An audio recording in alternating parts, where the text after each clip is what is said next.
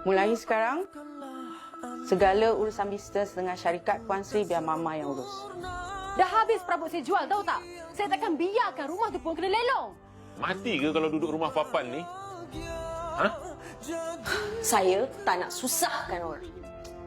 Cik Maira tak adalah. Sinilah saya papa Cik Maira. Tak ikhlas buat apa?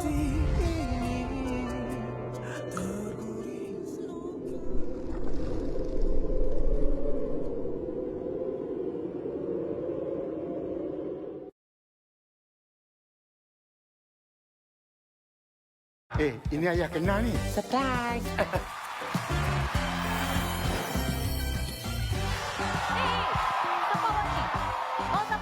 Kecoh betul beraya dengan sepatu.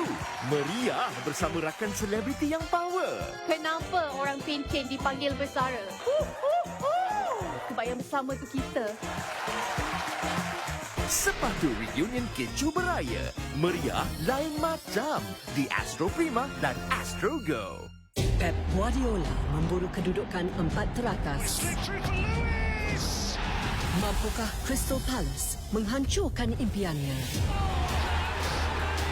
Musim penuh cabaran untuk United. Sementara Newcastle sedia merebut peluang keemasan. Segalanya bakal terungkai secara langsung. Premier League. Eksklusif di Astro. Guys, madu Honey Bear ni bukan saja banyak khasiat. Healing pun boleh. Baik bang. Boleh healing emosi juga.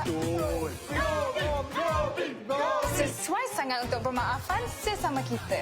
Honey minta maaf. Istimewa untuk semua pelanggan Astro. Astro Rewards akan hantar Honey Bear kepada yang tersayang. Peluang terbaik untuk healing bersama. Macam mana? Mestilah di aplikasi My Astro. Seindah kemaafan, semanis peluang kedua. Hai semua, Kas nak ajak korang untuk raikan Ramadan dan Raya kali ini lebih istimewa dengan Astro Fiber 500 Mbps.